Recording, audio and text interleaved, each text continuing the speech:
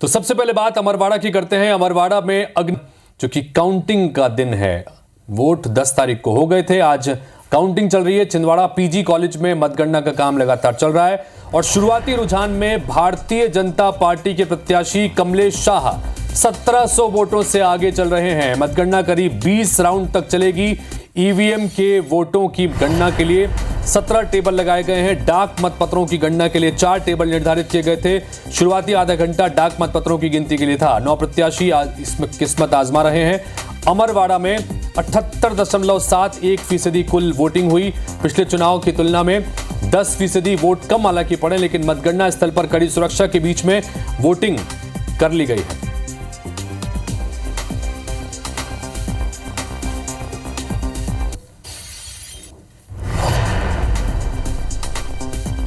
तो Chhindwara PG college में दरअसल मतगणना चल रही है और अमरवाड़ा के उपचुनाव, देश भर में कुल 13 सीटें हैं, 7 राज्यों की 13 सीटों पर आज वोटिंग के बाद में मतगणना चल रही है, जिसमें सबकी निगाहें मध्य प्रदेश की अमरवाड़ा विधानसभा सीट पर, जहां पर उपचुनाव में कुल 9 प्रत्याशी मैदान में हैं। कमलेश शाह भारतीय जनता पार्टी के प्रत्याशी शुरुआती रुझान में करीब 1700 वोट से आगे चल रहे हैं। कांग्रेस पार्टी के प्रत्याशी धीरेन्द्र शाह इनवाती के साथ विजेंद्र पांडे हमारे सहयोगी पहुंच गए हैं, उनके पास चलते हैं। विजेंद्र, काउंटिंग शुरू हो चुकी है मतगणना स्थल पर, अब ईवीएम के भी खुलने का सिलसिला शुरू हो गया। कुल मिलाकर 20 राउंड की यहां पर मतगणना होनी है। अभी क्या कुछ अपडेट विजेंद्र आपके पास?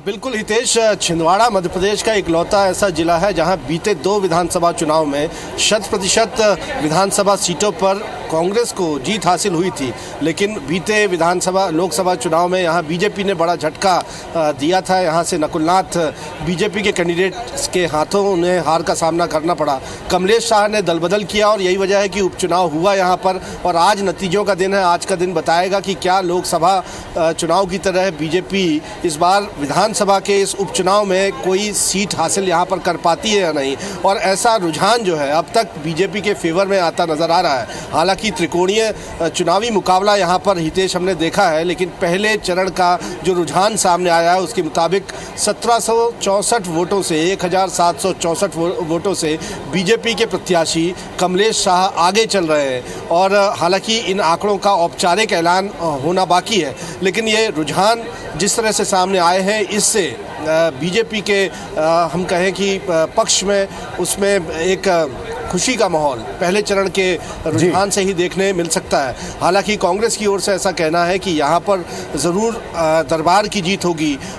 महल वर्सेस दरबार का यहाँ पर एक चुनावी मुकाबला हमने देखा, तो वहीं बीजेपी के प्रत्याशी कह रहे हैं कि आदिवासी अस्मिता की जीत होगी। रुझान पहले चरण का है, जैसे जैसे चूँकि 20 राउंड में मतगणना होनी है, 2,29,057 वोटों को गिना जाना है, और ऐसे में हर प्रत्याशी अपने अपने पक्ष में फैसला आने की बात कह रहा है। लेकिन इधर पीजी कॉलेज में सुरक्षा व्यवस्था के इंतजामातों के बीच मतगणना का कार्य शुरू हो गया है और पहले चरण का रुझान भी सामने आ गया है। और देखना होगा कि धीरे धीरे जब ये चरण आगे बढ़ेंगे तो किस तरह से यहाँ चुनावी नतीजा। बिल्कुल विजेंद्र, इन सब के बीच चूंकि इस बार के अगर प्रत्याशियों की बात करें, खासतौर पर कांग्रेस, बीजेपी और जीजीपी, आपने जीजीपी के प्रत्याशी से बातचीत भी की, दर्शकों को वो बातचीत भी थोड़ी देर में सुनाएंगे हम। वो कह रहे हैं कि ना महल ना दरबार, इस बार आदिवासी अस्मिता की जीत यहाँ पर होने जा रही है। तो कुल मिलाकर इससे पहले भी गोंडवाना गणतंत्र पार्टी की मौजूदगी यहाँ पर रही है, एक बार प्रत्याशी चुनाव जीत भी चुके हैं, और आखिर पूरा ओवरऑल देखें तो कांग्रेस पार्टी का दबदबा इस सीट पर देखने को मिलता है। इस बार कांग्रेस पार्टी ने जिस तरह से यहां से आंचल कुंड दरबार साहब के प्रमुख के बेटे को मैदान में उतारा, इधर से कमलेश साहब पहले कांग्रेस में थे, अब बीजेपी की तरफ से मैदान में है, तो ये जो समीकरण वहां पर बने हैं इसने बड़ी चीजों को बड़ा दिलचस्प कर दिया। तो इस बार क्या प्रत्याशी भी वहां पर पहुंचे हुए हैं जब ये काउंटिंग का दौर इस वक्त चल रहा है? आपने जब यहां पर वोटिंग हुई तब भी बातचीत हुई थी, बताइए जरा।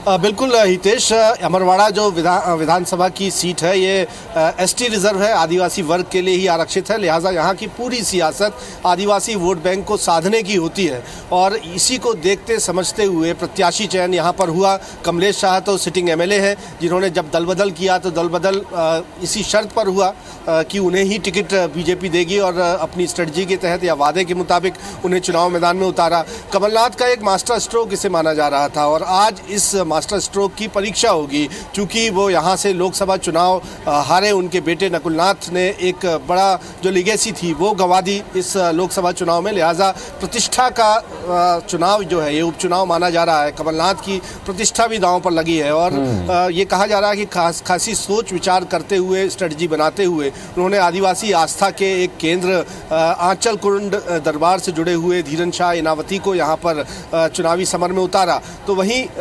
जीजीपी गोंडवाना गणतंत्र पार्टी के तरफ से देव रामेन भलावी चुनाव मैदान में है। 27 साल के एक युवा हैं, खासे मुखर हैं और उन्होंने अपनी बयानातों से इस चुनाव को बड़ा दिलचस्प भी बनाया। अभी इस वक्त जब मतगणना स्तर पर मतगणना चल रही है तो जीजीपी प्रत्याशी पहुंच भी गए, हालांकि बीजेपी और कांग्रेस के प्रत्याशी यहाँ पर नहीं पहुंचे। लेकिन ये कहा जा रहा है कि ये जो मुकाबला त्रिकोणीय यहाँ पर हुआ है ये आदिवासियों की से जुड़े हुए मुद्दों को ही साधते हुए हुआ है। आंचल कुंड दरबार से आपने जैसा कहा कि आदिवासी समुदाय की आस्था जुड़ी हुई है, न सिर्फ कांग्रेस से जुड़े हुए तमाम लोग, बल्कि आपने देखा होगा कि पूर्व गृह मंत्री जब यहाँ पर उनका दौरा हुआ था तब भी यहाँ पर पहुँचे थे। बीजेपी के तमाम नेता, खुद बीजेपी के प्रत्याशी यहाँ पर पहुँचे और आंचल कुंड दरबार से बीजेपी के प्रत्याशियों ने भी अपनी जीत का आशीर्वाद मांगा है। लेकिन इधर जीजीपी ऐसा कहती है कि सिर्फ आंचल कुंड दरबार ही आदिवासियों की आस्था केंद्र नहीं है और भी। तो कुल मिलाकर जिस तरह से विजेंद्र आप ये तमाम जानकारियां दे रहे हैं तो ये तय है कि बड़ा दिलचस्प चुनाव इस बार अमरवाड़ा का हो गया है। अब काउंटिंग जाहिर तौर पर शुरू हो चुकी है। शुरुआती रुझान में भारतीय जनता पार्टी के प्रत्याशी ने बढ़त बनाई है, लेकिन कुल मिलाकर 20 राउंड तक यहां पर वोटिंग होगी और नतीजे आपके जरिए लगातार दर्शकों तक पहुंचाते रहेंगे। नजर बना के रखिए। फिलहाल बहुत बहुत शुक्रिया विजेंद्र तमाम जानकारी के लिए आपका।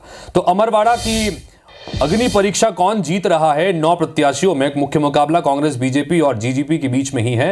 ये थोड़ी देर में चीजें साफ होने लगेंगी। इन सब के बीच 7 राज्यों में 13 विधानसभा सीटों पर उपचुनाव के नतीजे आज आ रहे हैं। सभी जगह पर वोटिंग का काम शुरू, मतगणना का काम शुरू हो चुका है। बिहार, पश्चिम बंगाल, तमिलनाडु, मध्य प्रदेश, उत्तराखंड, पंजाब और हिमाचल प्रदेश की 10 जुलाई को जो उपचुनाव के लिए वोटिंग हुई थी, आज नतीजे आ रहे हैं। पश्चिम बंगाल की 4 सीटें इसमें शामिल हैं, हिमाचल प्रदेश की 3 सीटें, मध्य प्रदेश, पंजाब, उत्तराखंड, तमिलनाडु और बिहार की एक विधानसभा सीटों पर आज उपचुनाव के नतीजे घोषित हो रहे हैं, जिसमें पश्चिम बंगाल की रायगंज है, राणाघाट है, बागदा है, मानिकतला है। वहीं हिमाचल प्रदेश की 3 महत्वपूर्ण सीटें देहरा, हमीरपुर और नालागढ़, ये वहां की सरकार की सेहत पर भी इन तीनों सीटों का बहुत असर पड़ेगा, ये इसलिए महत्वपूर्ण है।